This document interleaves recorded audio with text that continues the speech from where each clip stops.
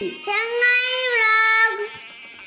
Hi friends, welcome to Changayi vlog.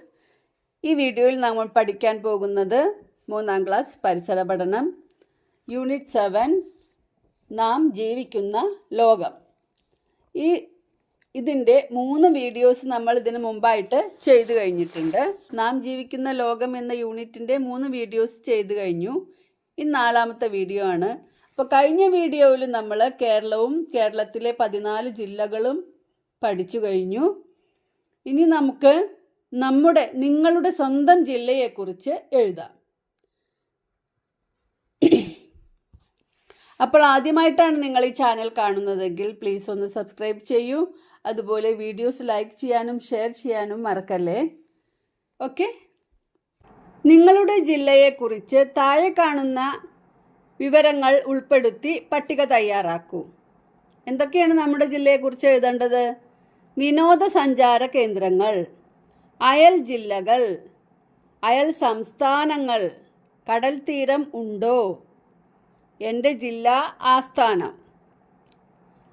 അപ്പം എൻ്റെ ജില്ല, നമുക്ക് ഇടുക്കി ജില്ലയെക്കുറിച്ച് എഴുതാം. എൻ്റെ ജില്ല ഇടുക്കി, ആസ്ഥാനം പൈനാവ്.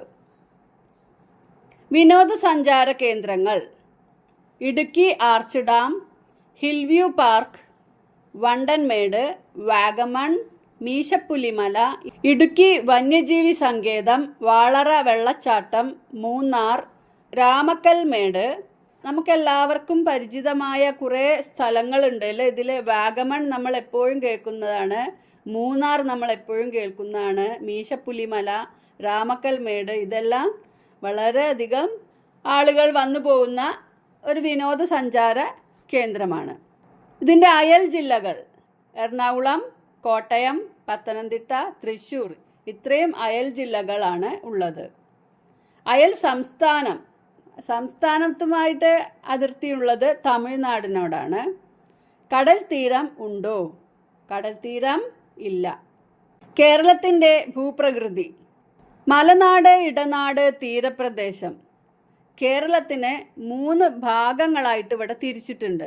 നോക്കാം, പച്ച നിറം മലനാട്, നീല നിറം ഇടനാട്, മഞ്ഞ നിറം തീരപ്രദേശമായിട്ടാണ് കൊടുത്തിട്ടുള്ളത്. കേരളത്തിലെ എല്ലാ പ്രദേശങ്ങളും ഒരുപോലെയാണോ? അല്ല. പ്രധാനമായും 3 തരത്തിലുള്ള പ്രദേശങ്ങളാണ് കേരളത്തിലുള്ളത്. കടലിനോട് ചേർന്നുള്ള പ്രദേശത്തെ തീരപ്രദേശം എന്നും മലയോട് ചേർന്നുള്ള പ്രദേശത്തെ മലനാടെന്നും വിളിക്കാം. ഇവയ്ക്കിടയിലുള്ള പ്രദേശത്തെ ഇടനാടെന്നും വിശേഷിപ്പിക്കുന്നു. മനസ്സിലായല്ലോ? കടലിനോട് ചേർന്നുള്ള പ്രദേശം തീരപ്രദേശം, മലയോട് ചേർന്നുള്ള പ്രദേശം മലനാട്, ഇതിന് രണ്ടിനും ഇടയിലുള്ള പ്രദേശം ഇടനാട്. അപ്പോൾ കേരളത്തിന് ഭൂപ്രകൃതി അനുസരിച്ച് 3 ആയിട്ടാണ് തിരിച്ചിട്ടുള്ളത്: മലനാട്, ഇടനാട്, തീരപ്രദേശം. ചിത്രത്തിലെ കൃഷി എന്താണ്? ഏത് പ്രദേശത്തായിരിക്കും ഇത്തരം കൃഷി ഉണ്ടായിരിക്കുക? ഏതാണ് ചിത്രത്തിലെ കൃഷി? തേയില കൃഷിയാണ്. ചായപ്പൊടിയൊക്കെ ഉണ്ടാക്കുന്ന തേയിലയാണ് ഇവിടെ കൃഷി ചെയ്യുന്നത്. മലനിരകൾ ഉള്ള, അതായത് മലകളിലാണ്. മലനാട് എന്ന് പറഞ്ഞ് നമ്മൾ പരിചയപ്പെട്ടല്ലോ, അതേപോലെയുള്ള സ്ഥലത്താണ് ഈ കൃഷി ഉണ്ടാകുക. മലനിരകൾ നിറഞ്ഞ തണുപ്പുള്ള പ്രദേശത്താണ് ഇത്തരം കൃഷികൾ ഉണ്ടാവുക. എല്ലായിടത്തും ഒരേ തരം വിളകളായിരിക്കുമോ കൃഷി ചെയ്യുന്നത്? എന്താണ് നിങ്ങളുടെ അഭിപ്രായം? കേരളത്തിൽ എല്ലായിടത്തും ഒരേ തരം കൃഷികളല്ല ചെയ്യുന്നത്. മണ്ണിൻ്റെ സ്വഭാവവും കാലാവസ്ഥയും അനുസരിച്ചാണ് കൃഷികൾ തിരഞ്ഞെടുക്കുന്നത്. അടുത്തത് നോക്കൂ, ചിത്രത്തിലെ തൊഴിൽ എന്താണ്? കൂടുതൽ പേർ ഈ തൊഴിൽ ചെയ്യുന്നത് ഏത് പ്രദേശത്തായിരിക്കും? ഇതെന്താണ് ഈ തൊഴിൽ? മീൻപിടുത്താണ് അല്ലേ? തീരപ്രദേശത്തെ പ്രധാന തൊഴിലാണ് മത്സ്യബന്ധനം. കൂടുതൽ പേർ ഈ തൊഴിൽ ചെയ്യുന്നത് ഏത് സ്ഥലത്തുള്ളവരായിരിക്കും? തീരപ്രദേശത്തുള്ളവർ. തീരപ്രദേശത്തെ പ്രധാന തൊഴിലാണ് മത്സ്യബന്ധനം. ഒരു പ്രദേശത്തുള്ള തൊഴിലുകൾക്ക് അവിടുത്തെ സവിശേഷതകളുമായി ബന്ധമുണ്ട്. ചില തൊഴിലുകൾ എല്ലാ പ്രദേശത്തും ഉള്ളവയാണ്, എന്നാൽ ചിലത് തീരപ്രദേശത്തു മാത്രമേ ഉള്ളൂ. മലനാട്ടിലും ഇടനാട്ടിലും മാത്രമുള്ള തൊഴിലുകളും ഉണ്ട്.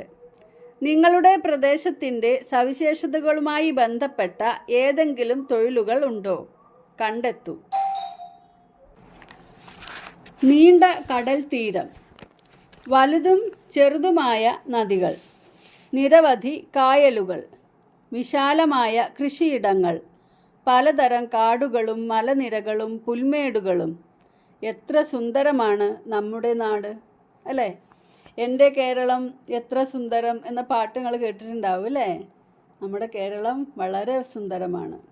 ഇനി വിലയിരുത്താം. ശരിയായത് വട്ടത്തിലാക്കൂ. നമ്മുടെ ദേശീയ മൃഗം. ഏതിനെ വട്ടത്തിലാക്കണം? കടുവ. ഗ്ലോബിൽ കടൽ ഭാഗം ചിത്രീകരിക്കാൻ ഉപയോഗിക്കുന്ന നിറം നീല. കടലിനോട് ചേർന്നുള്ള പ്രദേശം മലനാട്, ഇടനാട്, തീരപ്രദേശം. അതേതാണ്? തീരപ്രദേശം. അപ്പം എല്ലാം വട്ടത്തിലാക്കിയല്ലോ. ശരിയോ തെറ്റോ? ഭൂമിയുടെ ഏറ്റവും അടുത്ത നക്ഷത്രമാണ് സൂര്യൻ. ശരി.